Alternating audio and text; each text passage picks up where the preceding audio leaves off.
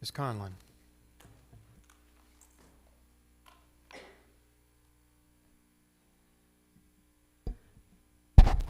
May it please the court, counsel, many counsels.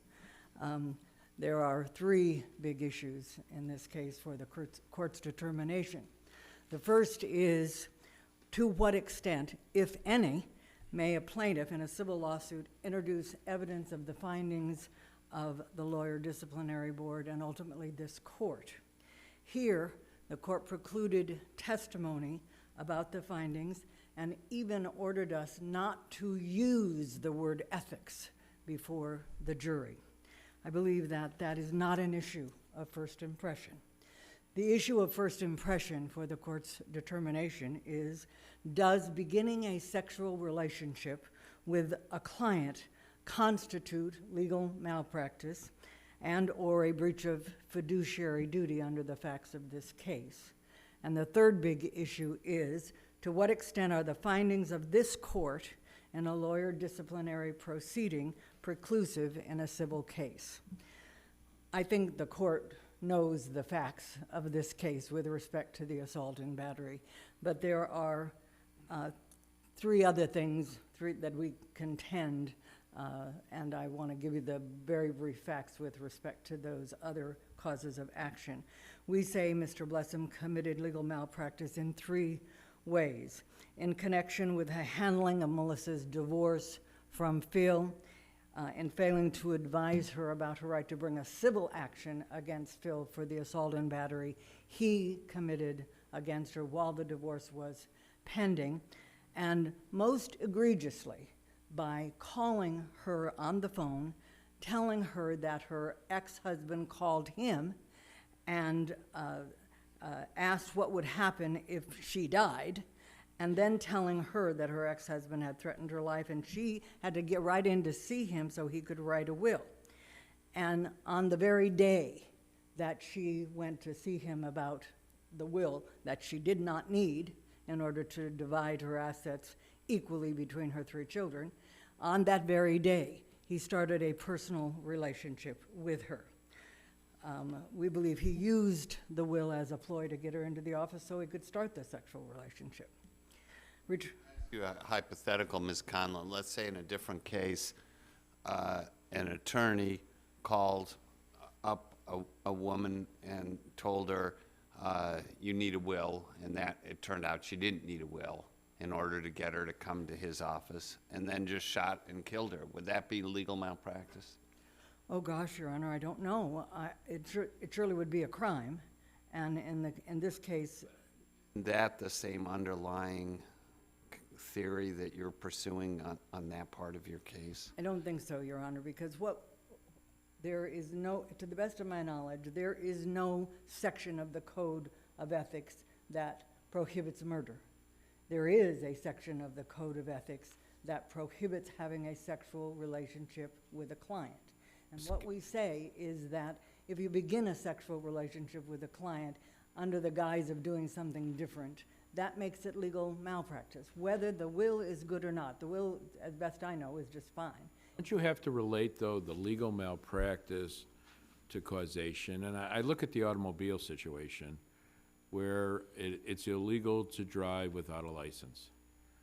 But in a ordinary lawsuit dealing with a car accident, it's inadmissible that the person or the defendant in the case didn't have their license because it has nothing to do with the causation of injuries.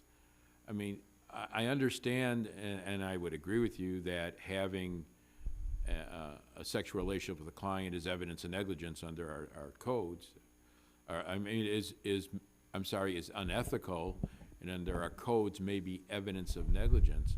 But how does the fact that he had an intimate relationship with Ms. Stender show that he caused any of these three things you're claiming? Well, I mean, where do you get the causation there? the causation, Your Honor, first of all, we claim that the sexual relationship happened in connection with the will, so that's the only place that we say that the sexual relationship should be considered. But in connection with even those cases cited by the defendant from other jurisdictions on this issue say that if the client is a person of unusual vulnerability, that constitutes the kind of causation that the court is looking for in this case.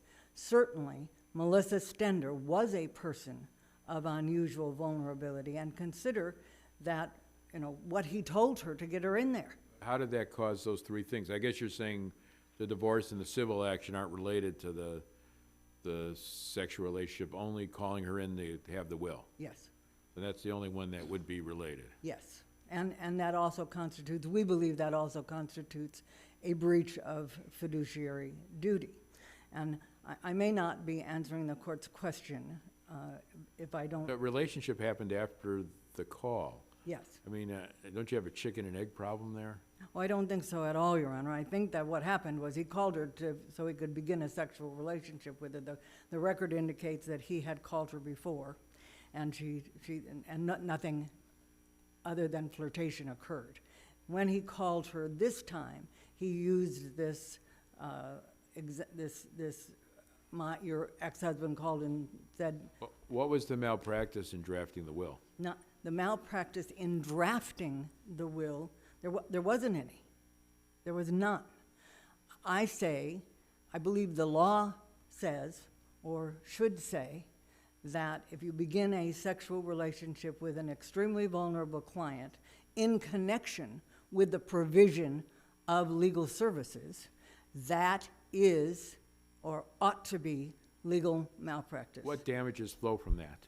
Well, that we proved a lot of damages, Your Honor. What damages flow from that? I know you proved a lot of damage from the assault and you got a substantial verdict, but what damages flow from calling her in to do a will to have a sexual relationship? What does the evidence show at trial? Well, I think, Your Honor, we presented evidence of damages which flow from both the sexual relationship and the assault and battery that accompanied the sexual relationship. If he, her lawyer. Do those damage overlap, is what you're telling me? Sure, absolutely. We would not. You can't get a double recovery, so No. how do you separate them? No, we can't get a double recovery, and we would never ask for a double recovery. We just asked for some recovery. And that would be a matter of instructions, I'm sure. But the court did not, absolutely refused to submit this issue. On that point, it's unclear to me whether the district court reached its conclusion based upon the belief that there was no duty owed, or whether he was looking at this from the standpoint of scope of liability, or exactly how he reached the conclusion that there was no cause of action. I think that's too amorphous. I think we need to break this down. First, was there a duty owed? Sure. And it was a duty to refrain. I understand that. Okay. And we can talk about the extent to which our rules of professional responsibility impact that duty. But then the other question has to do, it seems to me, with scope of liability and the extent to which any injury resulting from the sexual relationship is within the scope of liability for the particular alleged breach of duty. Can you shed any insight into what the district court's analytical framework was that led it to conclude, I'm not going to submit the theories of negligence and fiduciary duty? We talked about it continuously throughout the case. And toward the end of the case, the court said, let me try to do this succinctly. Here is what I discern from what he said. He said that this was a consensual relationship. This court has said, in the Barry Blessum case, a client cannot consent to a sexual relationship. Marsden, Furlong, and Blessum. Those are the cases that come instantly to mind. He also said that this was a love relationship, and that but for the fact of the assault and battery, there would be you wouldn't be here. Well, I don't know whether we would or not, because the assault and battery happened, but that appears to me to be what he was thinking.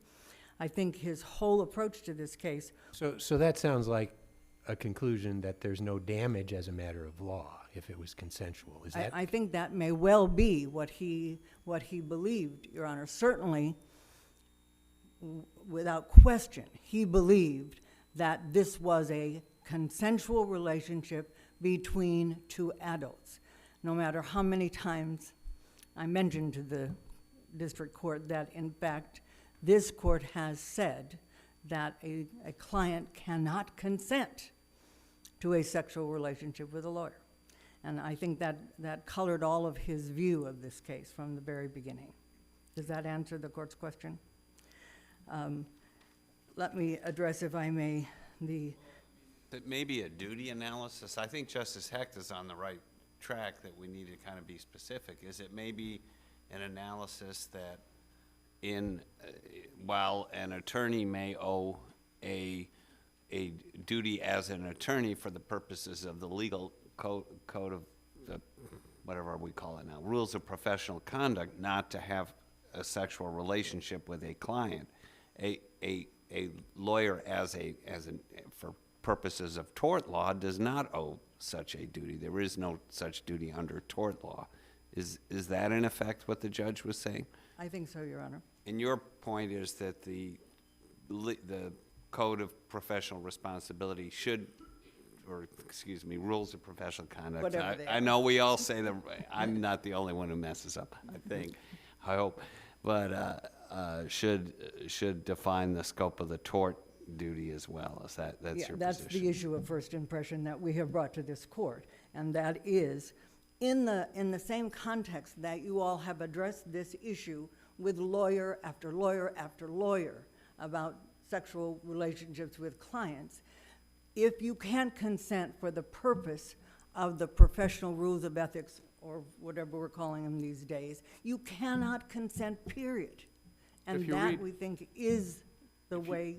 If you read the literature, and the law of lawyering is the hornbook or treatise, I guess, dealing with this issue, when they talk about the duty under not having a sexual relationship with your client is more of a duty to the court and the public, for the profession, and that it can't be the basis for negligence or a duty, because in fact our rules say under scope it can't be a basis for a duty, but it can be evidence of negligence. And I think that distinction is important, because if it is evidence of negligence or evidence of a duty and a breach of duty, you still have to have the causation element. Your Honor, you're quoting from the preamble to the rules, which is not the law. I'm quoting, that is the law, and I'm also quoting from the law of lawyering, which basically says the same thing, which interprets almost it's the model code. Law of lawyering points that out too, that the duty is different. The duty owed under the rules or the code of professional conduct are duties on the court in their profession, and not a general duty to the public and their only negligence. I mean, that's what most courts in the country say. Well, Your Honor, it strikes me as basically incomprehensible that a person who cannot consent to a sexual relationship would not be owed a duty herself to have her lawyer refrain from a sexual relationship. That is the very basis of our case. If the court disagrees with me, then we will all know that a Isn't that akin to the law that everybody has a duty to have a driver's license before they drive? But the fact that you don't have a driver's license doesn't allow you to have a negligent claim against somebody you have an accident with. The person can't base it on failure to have the license, because the duty is owed not to the person, and if there's no damages flowing from it, there's no cause of action. Well, that assumes there's no damages flowing from this relationship standing on its own, and I don't think I don't think that that's true. I think that it is quite possible that even without the assault and battery, at some point in time, Melissa would have understood that she was the victim of sexual exploitation in connection with this relationship. So I recognize that I'm asking the court to do something that it has not done before. It seems as though I often come here for that purpose. And I believe that by doing so, you will enhance the reputation of the bar and provide something very important for clients in letting them get compensation for this egregious wrong. Thank you, Ms. Conlin. Mr. Brown.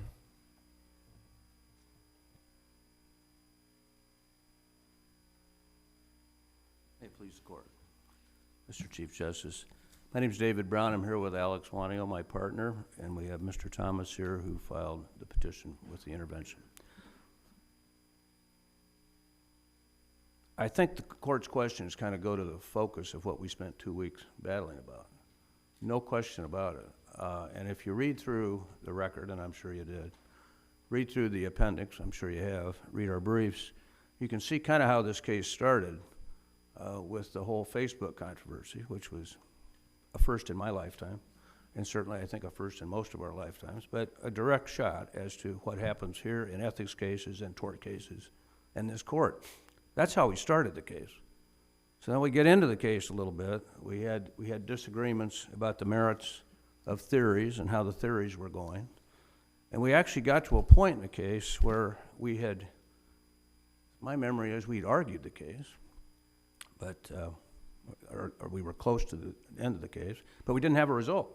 Let's do this, Yeah. Mr. Brown. Sure. Let's assume that your client entered into a relationship with Ms. Stender, but instead of ending badly, like we know this one did, it just ran its course and he dumped her and went on his way without any physical abuse. And it turns out that she has all kinds of emotional problems, wasn't able to handle the breakup, made some plans because she thought she was going to be in love and be there for the rest of her life or whatever.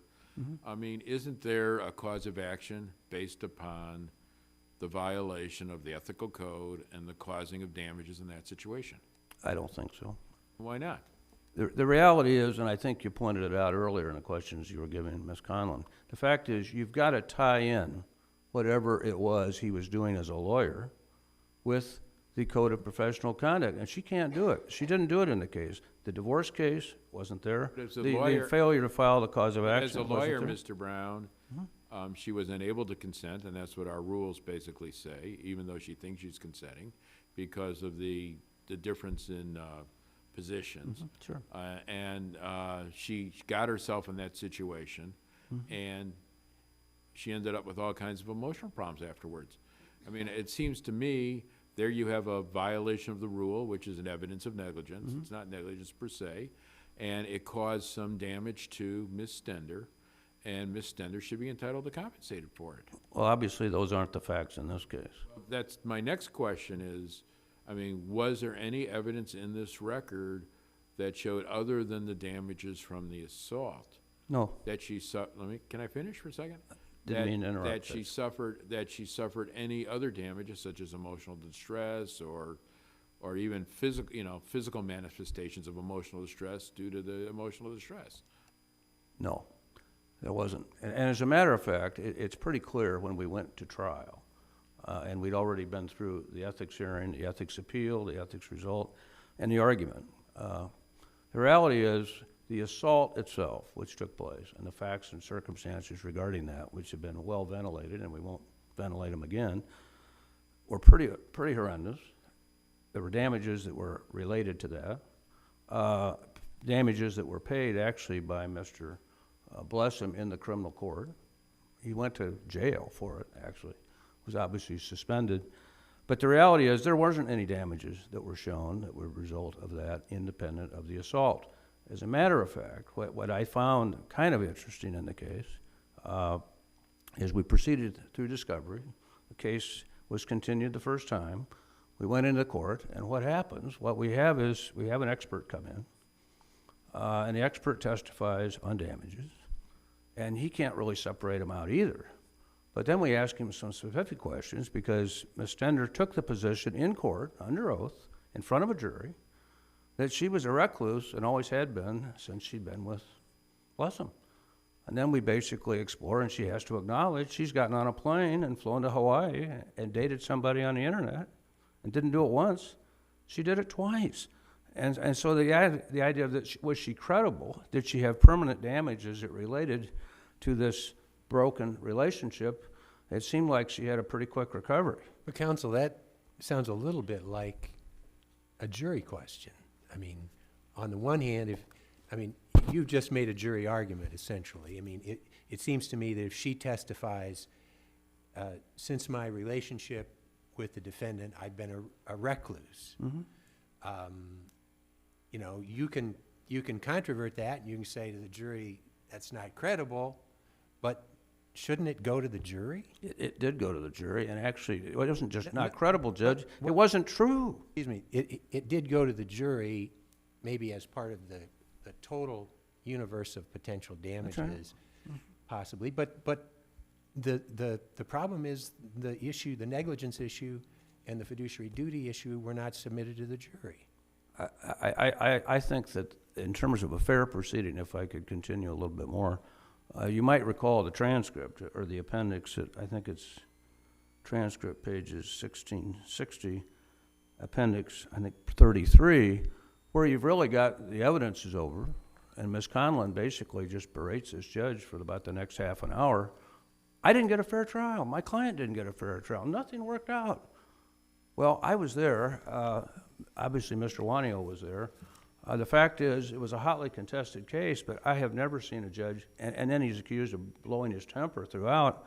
I don't think I've ever met a judge that was any more temperate than Judge Stasko was. He's basically being assaulted for the better part of 2 weeks, including before the verdict even come out. Let's get, here's the issue that I'm struggling with, and I'm going to build on Justice Hecht's question. I mean, he asked rhetorically, is this a scope of liability issue? And you look at what the district court seems to have ruled, and you look at some of the arguments, and it shifts around a little bit. I mean, sometimes it appears to be causation, and sometimes it appears to be damages, and other times it's scope of liability. And I'm struggling to kind of figure out what exactly it is, and I'm going to offer a framework and see what you think. I'm not so sure that the main legal issue here isn't a scope of liability issue. And the question is, there's no question that a lawyer has a duty to a client, obviously, we all admit that. And the question then is, what is the scope? Clearly there has to be some nexus with lawyering. I mean, I'm a lawyer. If I go out and commit an assault on the street, it probably doesn't have anything to do with my legal status. But here you have at least some nexus. He's calling her and suggesting she come in to do a will. It's not the same tight nexus, if you will, that some of the cases have, and I've read a number of the cases, and some of them plainly support your position. But isn't the challenge for this court today, and I'm truly asking, isn't the challenge for this court today to determine what the scope of liability is in a legal malpractice action? Who decides the scope of liability? And where is it drawn? Am I not articulating what the real fighting issues are in this case? And I'm sure you'll tell if I've missed it. Never been able to predict 100% what all 7 of you might come to. But I think you're at the issue of it. But I think what has been left out so far is I think Roxanne conceded the idea that the first 2 claims of malpractice in no way were related to the personal relationship. The third one, about the will, she claims it is. There was not a shred of evidence in this record that was presented in a 2-week trial that in any way St. Blessum lured her into that office. Okay, There's none. I'm talking even from the plaintiff. So will you concede if there was evidence in the record to suggest that? I mean, I'm working on a hypothetical here, but supposing a lawyer calls someone and with the express purpose of exploring a sexual relationship. So a lawyer calls someone and says, come on into my office, I want to work on some legal matter with you, and then proceeds to have a sexual relationship, as was the lawyer's original intent. Would that be professional negligence in your mind? In my mind, it wouldn't be, Judge. Not be. I don't think so. And I don't think there's a shred of evidence supporting that theory in this case. Actually, But forget about the evidence. I mean, well, I have to remember it because I well, think but that's wanna why we're know- here. I'm trying to, fair enough, but I'm trying to explore the legal concept here. And you know, one of the things we do is try and figure out, if we're gonna lay some rules of the game, we kind of want to figure out how far they extend. And I will tell you, I'm struggling in my own mind with that hypothetical. If that were, if a lawyer intentionally called someone and representing themselves as a lawyer and urging them to come in the office for the purposes of legal business, under subterfuge for establishing a sexual relationship, I am struggling with the question of whether that would support a malpractice claim. I think in some of the cases you cited, it would not be. I mean, I've read a number of the cases, but it's a hypothetical I find kind of troubling, and I find it troubling because a lawyer in my hypothetical is using his professional status as a tool to engage in conduct that is outside the ordinary expectations of lawyers. I think the Illinois cases that we cited, and I don't think the opposition cited any cases saying this has ever been shown as a cause of action in this state. I think it made it pretty clear if it's tied to something else, then it might be submitted. But in terms of what that something is, as far as you say, the scope of it and how far that goes out, there are certain examples that have happened over time, sadly, where perhaps fees for relationships, unfortunately, or fees being forgiven for relationship, or not getting out of a case because of a relation. At least those are some of the hypotheticals that ended up being concrete in given cases. And I think in terms of what one would determine as a fine line or a working line, I think it's so fact dependent that I think one would have to say that's the next case, because that's not this case. Is it basically your position there has to be something sort of wrong with the legal service in some way, shape, or form for there to be a legal malpractice case? Yes, I do, actually. There has to be some connection. The fact that, let's assume that Zane hadn't been a lawyer in this particular case. Then it's a purely assault and battery case. And then the question is, if a lawyer has any relationship with a client at any time, does that mean that in and of itself is a crime? If a lawyer uses think it's his or her relationship to have that relationship, that's what's bothering me.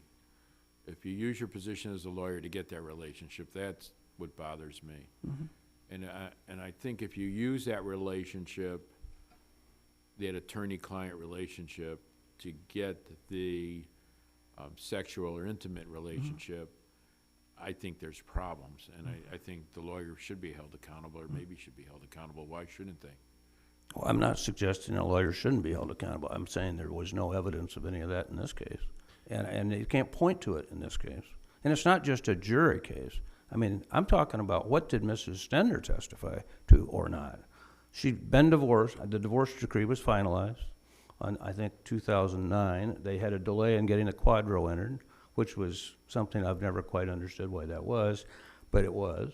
And then she came in light of this will. He did the will, and things happened after that. And I don't think there's any indication that was anything other than mutual between those two people. We spent several hours, as I remember it, seeing something like over 10,000 Facebook posts or tweets or whatever they were back and forth between these two people that was very much on both sides of it. And as Ms. Stender said, they were with the get-go. They were very smitten with each other, and it went on for quite some time.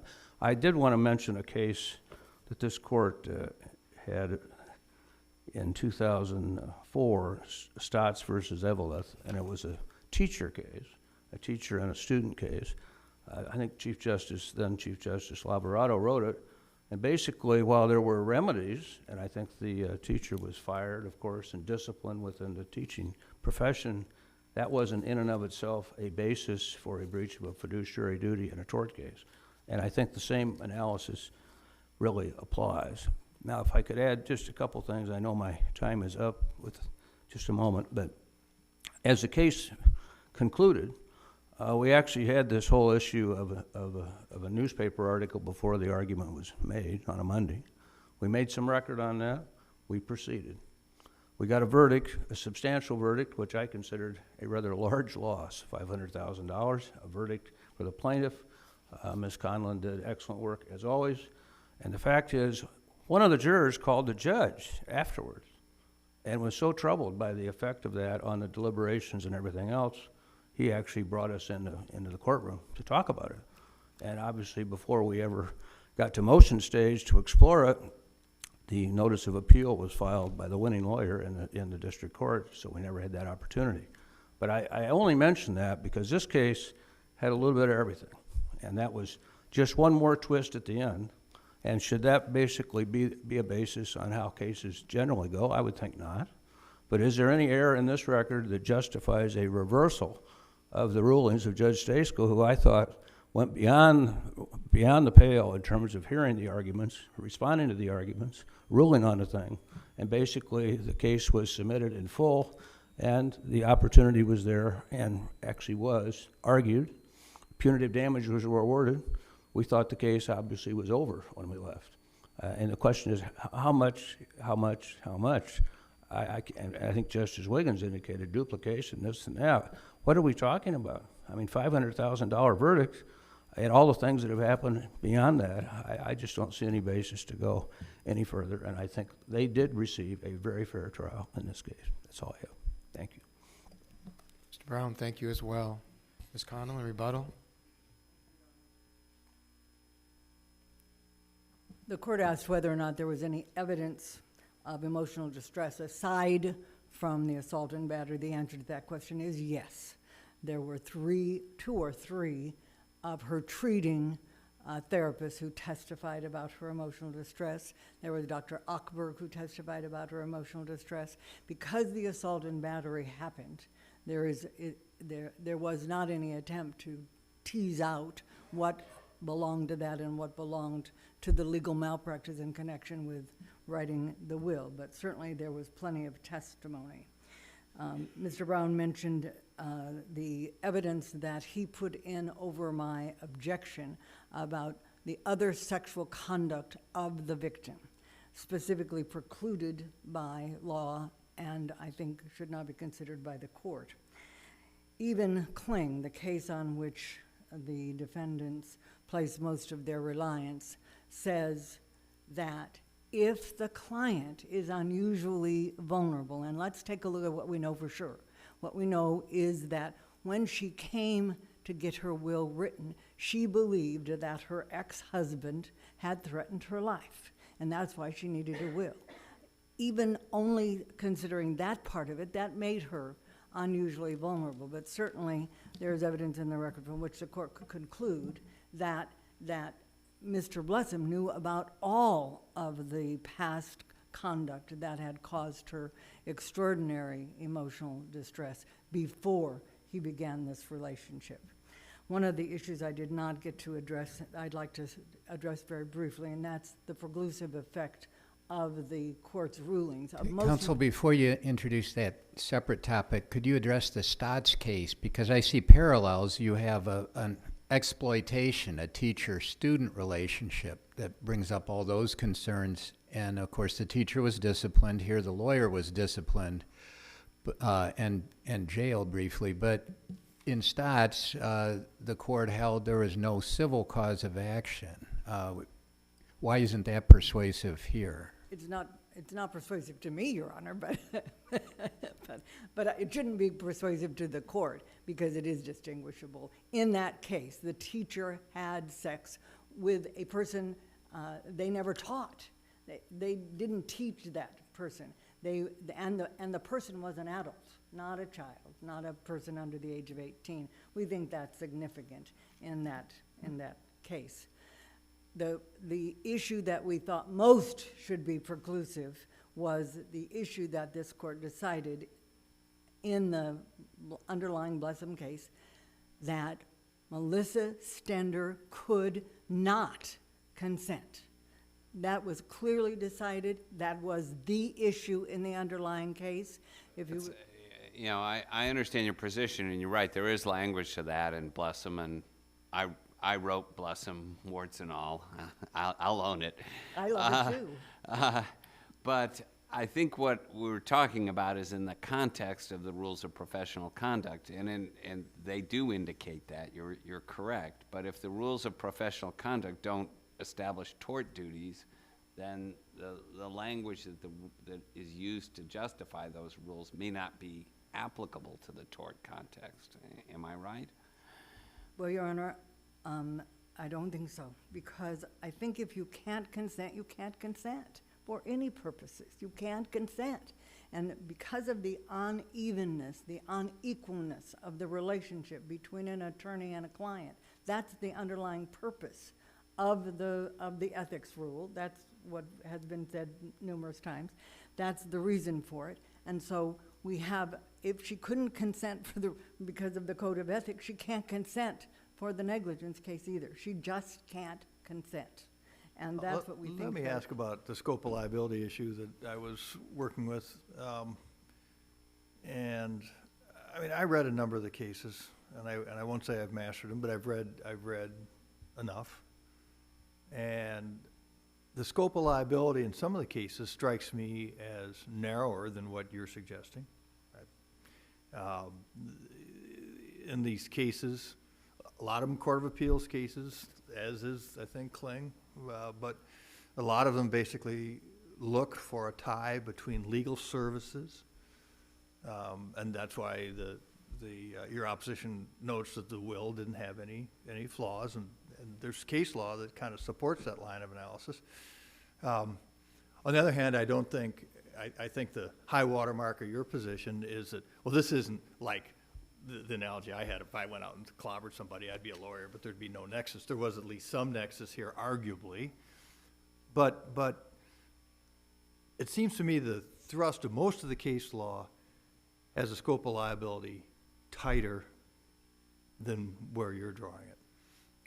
I want to give you an opportunity to challenge that and say I misread the cases. Or I want to give you a chance to say, well, those cases are really poorly reasoned because we should have a broader scope of liability for lawyers. I hope you understand my question.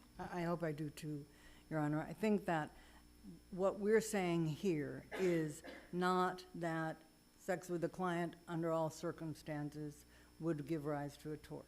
But it gives rise to an ethical violation under all circumstances. Yes, but what we say is, under the facts of this case, as we understand them, where the client began a relationship under false pretenses, and the sexual relationship started almost immediately, that under those circumstances, the scope of liability does include the sexual relationship. That is, I hope that I have answered the court's question. Well, Ms. Conlin, let me see if I can follow up just a little bit, perhaps. Why is it that we even talk about consent on this issue? Well, because I think that the judge focused heavily on the issue of consent. And Well, why is it, though? well, I don't know, Your Honor. Would it be because consent is not a defense to an ethics violation? Well, consent is also not a defense, in my opinion, to a charge of negligence when the person doing the sexual conduct is an attorney. Is that a theory applied in any other component of tort law or the imposition of a duty? Your Honor, it is. It is applied when we actually be coming soon with another case involving almost that same issue, and that was a pastor. You've already heard the case as a criminal case. It's the Edward case. But the fact is, there are other circumstances: the teacher-student, the psychologist, the therapist, and the patient, and the attorney and the client. When it is a criminal matter, then that lawyers are not included. When it is an ethical matter, they are. Do you agree that if you're asking to take a duty that's been limited to a professional, or rules of professional ethics, and apply it in a civil context, that you have to also apply the other principles that are applicable to a civil context? Well, I think so, Your Honor. I think that's exactly what I'm asking. Counsel, when we do the scope of liability analysis, we look at the range or universe of risks that are the basis for a decision that the defendant was negligent. And so it strikes me that we need to focus on what risks arise from a lawyer having sex with a client. The narrow view, as I understand what Mr. Brown is arguing, is that the range of risks should be viewed as limited to getting lousy legal representation. And I take it you have a broader range of risks arising from sexual misconduct with a client. And would you address that? What is the difference between the range of risks that Mr. Brown is seeing and the range of risk that you are seeing as it relates to this case? We see the range of risk as including the risk to the client of having a sexual exploitive relationship with a lawyer. And certainly this court has seen many, many cases that involve exactly that in the ethics context. I'm bringing it to you. And specifically, what are they which of those risks extend beyond the risk of getting lousy legal representation? The risk of sexual exploitation. That is a risk. It's a well-known risk. It's a risk that this court knows. And it's a risk that most lay people don't know. They don't know that their lawyer can sexually exploit them, and that makes them particularly vulnerable. Are there any other questions? I hope that I have answered the ones that you've asked me. I do want to say two things, if I may, Your Honor. You may sum up. Okay. On the cross appeal, it's untimely. That they criticized me because I filed my appeal before the 30 days was up. I don't remember for sure why I did that. I think I might have had a trial set for that next week. But in any event, they could have done what I did just recently, which is ask the court to remand it for the purpose of hearing the issues that they think were important. I believe that we have brought the court a case that can be decided on any number of bases. But we think that the court should take this opportunity to address the broad bases that we bring you this case on, and that is clients who are sexually exploited by lawyers deserve to be compensated, and the lawyer deserves to be held accountable for that conduct in damages. As a society, that's the underlying reason for all tort law, general and specific deterrence. And Lord knows it appears that we need it for the bar. Thank you very much. Thank you as well. The case of Stender versus Blessum is now then submitted, and the bailiff may adjourn.